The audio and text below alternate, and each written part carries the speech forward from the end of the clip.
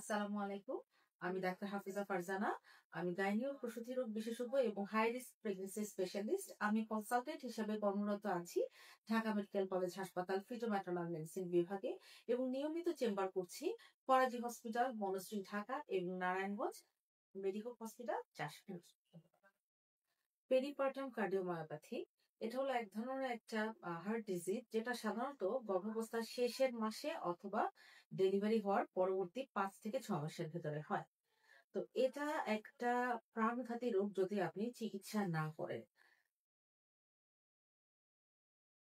Peripartum cardiomyopathy তে যে লক্ষণগুলো সাধারণত দেখা যায়, সেগুলো প্রেগনেন্সির নরমাল সাইন সিম্পটমের সাথে অনেকটা মিলে যায়। এজন্য অনেক সময় কিন্তু একটু ডায়াগনোসিসে সমস্যা হয় বা অনেকে ধরতে পারেন না। পেরিপার্টাম কার্ডিওমায়োপ্যাথিতে যেটা হয় যে, যেটা আগেই বলেছি যে প্রেগনেন্সির শেষের মাসে থেকে এই প্রবলেম গুলো শুরু হয়। সাধারণত আমরা তখনই পেরিপার্টাম কার্ডিওমায়োপ্যাথি বলবো যখন রোগীর আগে কখনো কোনো রকমের হার্ট ডিজিজ ছিল না। এমতো অবস্থায় দেখা যায় যে প্রেগনেন্সি শেষ মাসে রোগীর শ্বাসকষ্ট, হঠাৎ করে শ্বাসকষ্ট হলো বা অসম্ভব ক্লান্তি বা দুর্বলতা। যেমন সাধারণ সিম্পটম হিসেবে যে বেডরুম বিছানা থেকে ওয়াশরুম পর্যন্ত যেতে রোগী টায়ার্ড হয়ে যাচ্ছে, ভীষণ রকমের টায়ার্ড হয়ে যাচ্ছে এবং তার শ্বাসকষ্ট হচ্ছে। এরকমটা হলে আমরা সন্দেহ করি যে তার কোনো কার্ডিয়াক প্রবলেম হলো কিনা। দেখা যায় কাশি হতে পারে, চেস্ট পেইন, বুকে ব্যথা, বুক ধড়ফড় করা, পা ফুলে যাওয়া, এই লক্ষণগুলি সাধারণত দেখা যেতে পারে। এছাড়াও দেখা যায় যাদের গর্ভাবস্থার আগে থেকেই প্রেশার থাকে বা গর্ভাবস্থায় প্রি এক্লাম্পসিয়া বা উচ্চ রক্তচাপ সমস্যাটি হয়, সেক্ষেত্রেও কিন্তু এই উচ্চ রক্তচাপ পেরিপার্টাম কার্ডিওমায়োপ্যাথির ঝুঁকিকে বাড়িয়ে দিতে পারে। আর ডেলিভারির পরে শরীরে প্রোল্যাক্টিন নামের একটা হরমোন বেড়ে যায়, বাচ্চাকে ব্রেস্ট ফিডিং এর জন্য যে হরমোনটা ইউজুয়ালি স্বাভাবিকভাবে বাড়ে, এই হরমোনটাও কিন্তু একটু ভূমিকা পালন করে অনেক ক্ষেত্রে পেরিপার্টাম কার্ডিওমায়োপ্যাথি হওয়ার জন্য।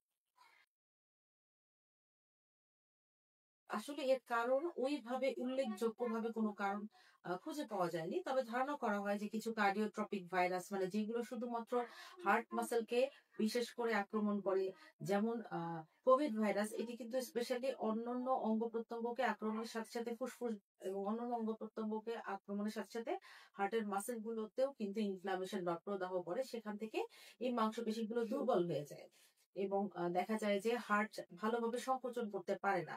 যার জন্য রোগীরও শরীরে রক্ত প্রবাহের ফ্লোটাও কমে যায়। আমরা বলি ইজেকশন ফ্র্যাকশন, এটা কমে যায় এবং হার্টটা ভালোভাবে কাজ করতে পারে না এবং রোগী দুর্বলতা এবং শ্বাসকষ্ট অনুভব করে এবং দেখা যায় যে শরীরে পানিও চলে আসে। এক্ষেত্রে হাত পা ফুলে যায়।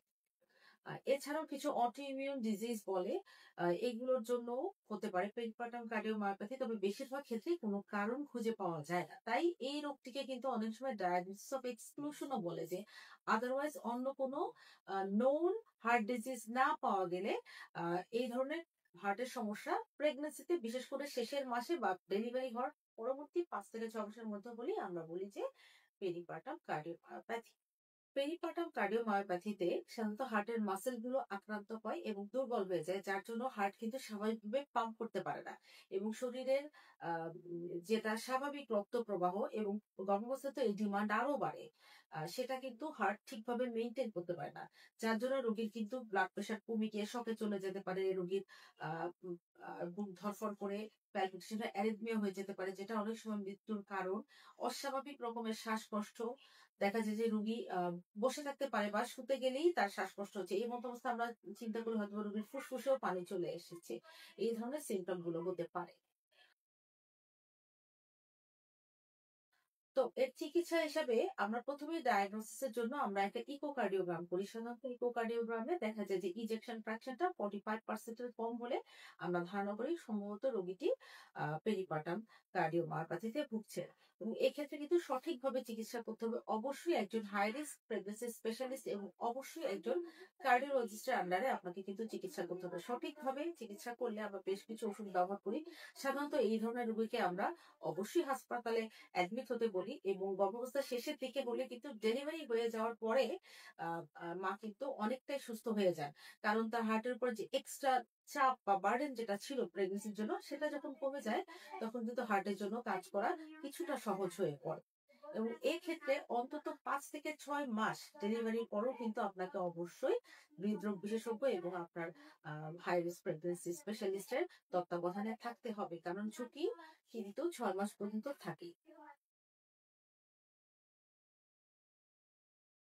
একটা সময় বলা হতো যে যার একবার পেরিপার্টাম কার্ডিওমায়োপ্যাথি হয় পুরো প্রেগন্যান্সিতে পরবর্তীতে সে আর বাচ্চা নিতে পারবে না, তার জন্য অনেক ঝুঁকিপূর্ণ। কিন্তু এখন কিন্তু আমরা বলি যে পরবর্তী প্রেগন্যান্সিতে বা প্রেগন্যান্সির আগে যদি আপনার ইকোকার্ডিওগ্রামে ইনজেকশন ফ্র্যাকশনটা 50% এর উপরে থাকে তাহলে কিন্তু উইথ কশন, অর্থাৎ আপনি অবশ্যই আপনার কার্ডিওলজিস্ট এবং হাই রিস্ক প্রেগন্যান্সি স্পেশালিস্টের তত্ত্বাবধানে নিয়মিত থাকবেন। তাহলে কিন্তু আপনি সঠিকভাবে একটা প্রেগন্যান্সি শেষ করতে পারবেন এবং সুস্থ মা এবং সুস্থ বাচ্চা জন্ম দেওয়া কিন্তু সম্ভব। পেরিপার্টাম কার্ডিওমায়োপ্যাথির ঝুঁকিতে রয়েছেন যারা, তাদের মধ্যে অন্যতম হলো যাদের একটু এল্ডারলি প্রেগনেন্সি, অর্থাৎ যারা 35-এর পরে মা হন বা টু আর্লি প্রেগনেন্সি, প্রথমবার বাচ্চার ক্ষেত্রে এরকম হতে পারে।